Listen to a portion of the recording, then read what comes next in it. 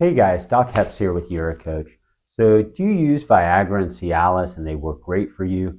Have you ever been wondering why they work so well and how they work?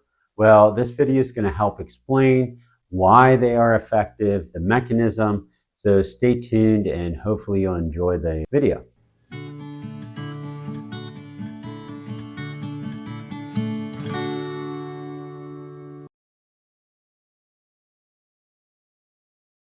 Hey folks, Doc Heps here. So does Viagra, Cialis work great for you and you ever wonder how these medicines work? Well, it's a little bit of biochemical magic. We're going to go over briefly of how these medicines work, its mechanism of action, and I anticipate it'll be an interesting ride. These medicines are called phosphodiesterase type 5 inhibitors. This includes Viagra, known as sildenafil, Levitra, known as vardenafil, and Cialis, which is known as Tadalafil. All these medicines work to inhibit this enzyme called phosphodiesterase type 5. And basically what they do is they improve the blood flow to the penis. It's as simple as that. There's a lot more chemistry to it. It's a little bit convoluted when you get down to the nuts and bolts, but we'll go over that in a little bit. So I just wanted to touch base on these medicines and what they're used for. So these medicines that I mentioned are called PDE5 or phosphodiesterase type 5 inhibitors. The phosphodiesterase enzyme is present in a lot of organs and tissues. So these medicines originally were used and found to be useful in a condition called pulmonary hypertension. But those men taking it for pulmonary hypertension found that they had much improved erections.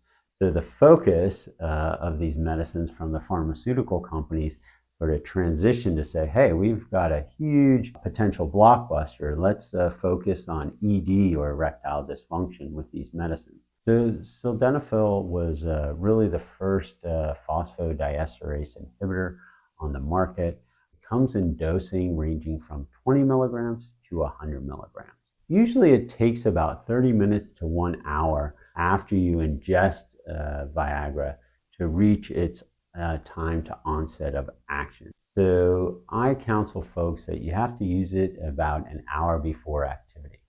Also, sildenafil is known to bind certain fats. So if you eat a fatty meal and then take a Viagra along with it, a lot of that medication will get bound up with that fatty meal and it won't be absorbed. So in general, it's recommended on a very low-fat meal or an empty stomach about an hour beforehand. Certain side effects that can occur more commonly with Viagra are headache, facial flushing, and occasionally you can get some vision changes that are not permanent. That's a little bit about sildenafil or Viagra in a nutshell. Cialis is also known as Tadalafil. Cialis comes in dosing as low as 5 milligrams and the highest dose is 20 milligrams.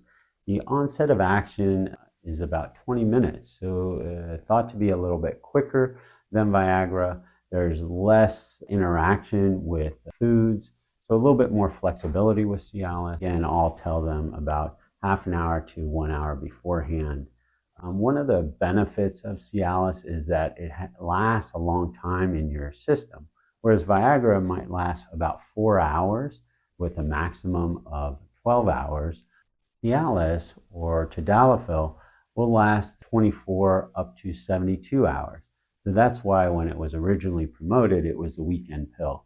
You took it on Friday, it may last into Saturday or even Sunday for some gentlemen.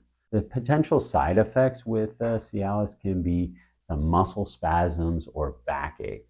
So that's a brief synopsis of the more common meds that we use. So I wanted to go over basically how erections work, more in a biochemical sense, and then we can talk about how the phosphodiesterase inhibitors sort of fit into that mechanism.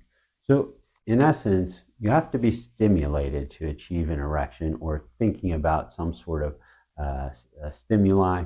And what happens is once you start thinking about that or you're stimulated sexually, then your body will release neurotransmitters from the nerves that are nearby the penis. And so this neurotransmitter subsequently causes nitric oxide to be released by the vascular cells within the penis. And so some folks have heard that nitric oxide is the essential molecule for erections. In some ways it is, it's quite important, but there's no good study to say that increasing nitric oxide has generated erection. But in any event, that stimulation ultimately produces nitric oxide to be released.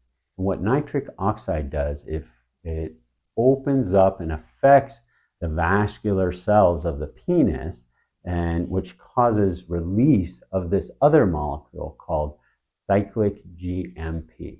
So the stimulation causes nitric oxide release.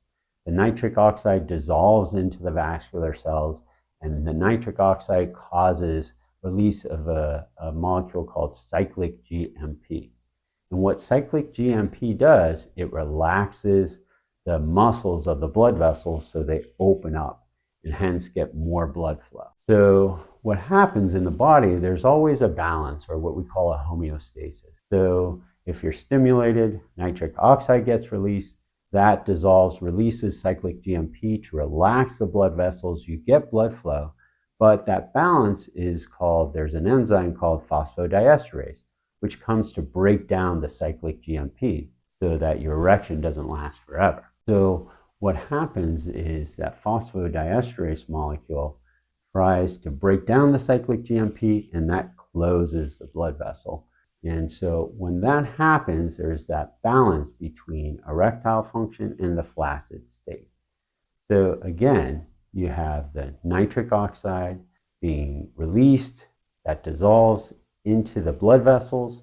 The blood vessels subsequently, the muscular cells of the blood vessels release the cyclic GMP.